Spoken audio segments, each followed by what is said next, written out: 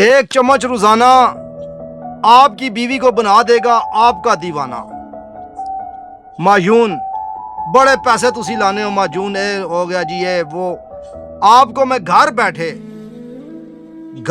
मैं आपको तरीका बता देता हूँ। तुसी घर बैठ के खुद बढ़ाओ, सफाई नाल बढ़ाओ और फायदे ही फायदे।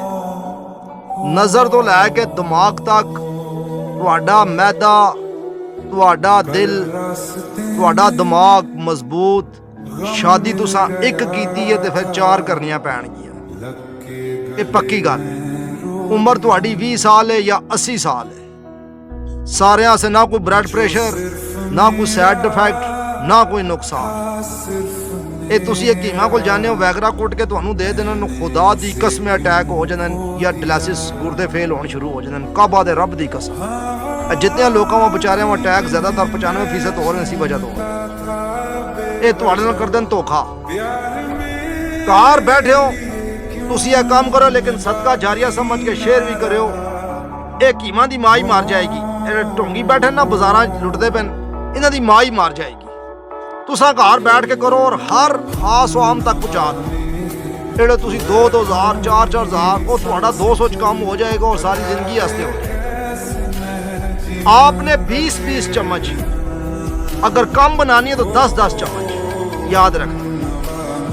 देसी लौंग 10 चम्मच, अजवैन साफ करके धो के उस चो मिट्टी पत्थर काट के 10 चम्मच, सौंफ देसी 10 चम्मच, दालचीनी 10 चम्मच, मोटी काली इलाची 10 चम्मच, सब्ज इलाची 5 चम्मच, गुड़ 10 चम्मच, अंडियां दा होल, अंडा काट के तुसी भुन लो, देसी अंडियां दे होल 10।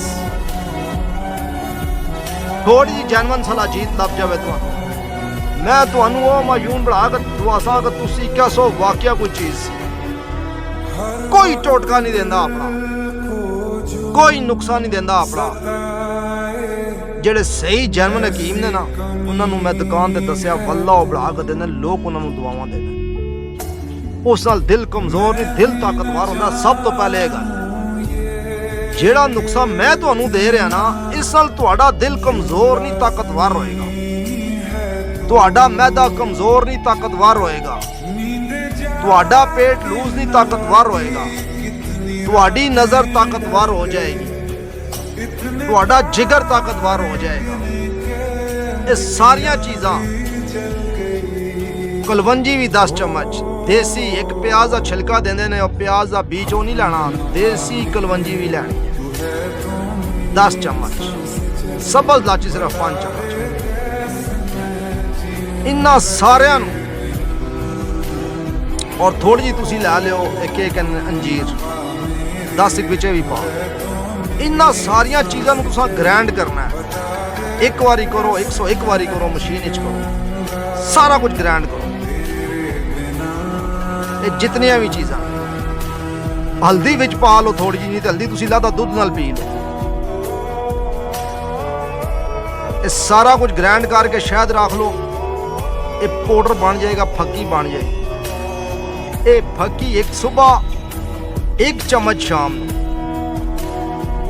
जेड़ा बंदा हफ्ते बेचारा या महीने बाद अपनी बेगम को एक बारी जाता है ना, वो दिन 4-4 बारी जाया करे। ये नुस्खे सानू जनातां देते हैं, ये नुस्खे सानू जनातां देते हैं। और जनात केड़ा जेड़ा खाना काबा तवाफ कर रहा सी, जेड़ा पुराना जनात है, जेड़ा हकीम लुकमान अलैहिस्सलाम नाल भी रहा, और बड़े नबियां नाल रहा, ड्यूटियां च रहा। ये वो अमल ने, कोई मर्दाना कमजोर है उसे कतरे गिरदे, उस पेशाब की प्रॉब्लम है, डेली दुध नाल तुसा 1 चम्मच खाओ। ये तुसी अपनी जिंदगी एक मामूल बना लो डेली का, तुहानू इतने फायदे देगा। तुहाडा बच्चा हेल्दी, तुहाडी बेगम तुहाडे नाल राजी, तुहाडा घर सुकून, तुहाडा दिमाग तेज, तुसी चिड़चिड़े नहीं हो गए, तुहानू गुस्सा नहीं आएगा, तुहानू अपनी बेगम ते प्यार आएगा, बेगम तुहाडी तुहाडे नाल राजी रहेगी। ਬੇਗਮ ਤੁਹਾਡਾ ਘਰ ਨਹੀਂ ਛੋੜ ਕੇ ਜਾਏਗੀ, ਬੇਗਮ ਮਹਿਫਲ ਵਿੱਚ ਤੁਹਾਡੀ ਗ਼ੀਬਤ ਨਹੀਂ ਕਰੇਗੀ, ਤੁਹਾਡੀ ਬੁਰਾਈ ਨਹੀਂ ਕਰੇਗੀ। ਬੇਗਮ ਤੁਹਾਡੇ ਨਾਲ ਭੁੱਖਾਂ 'ਚ ਵੀ ਰਹੇਗੀ, ਗੁਰਬਤ 'ਚ ਵੀ ਰਹੇਗੀ, ਹਰ ਹਾਲ ਵਿੱਚ ਤੁਹਾਡੇ ਨਾਲ ਰਹੇਗੀ। ਜਿਸਮ ਜਿਸਮ ਮੈਂ ਅਸਤਾਨੇ 'ਚ ਦਿੱਤਾ ਉਹ ਆਣ ਕੇ ਮੇਰੇ ਕੋਲ ਰੋਇਆ ਔਰ ਮੈਨੂੰ ਦੁਆ ਦੇ ਕੇ ਗਿਆ। ਲਾਜ਼ਮੀ ਕਰਨਾ ਜੇ ਜਿੱਥੋਂ ਸਮਝ ਨਾ ਆਵੇ ਤੇ ਇੱਕ ਹੀ ਨੰਬਰ ਹੈ ਮੇਰਾ 0308 5000028। WhatsApp ਤੇ ਵਾਇਸ ਛੋੜੋ, ਨਹੀਂ ਤੇ TikTok ਦੇ ਕਮੈਂਟਸ ਵਿੱਚ ਛੋੜੋ, ਮੈਂ ਤੁਹਾਨੂੰ ਉਸ ਦਾ ਜਵਾਬ ਦੇ ਸਕਦਾ ਜਿੱਥੋਂ ਤੁਹਾਨੂੰ ਸਮਝ ਨਾ ਆਵੇ।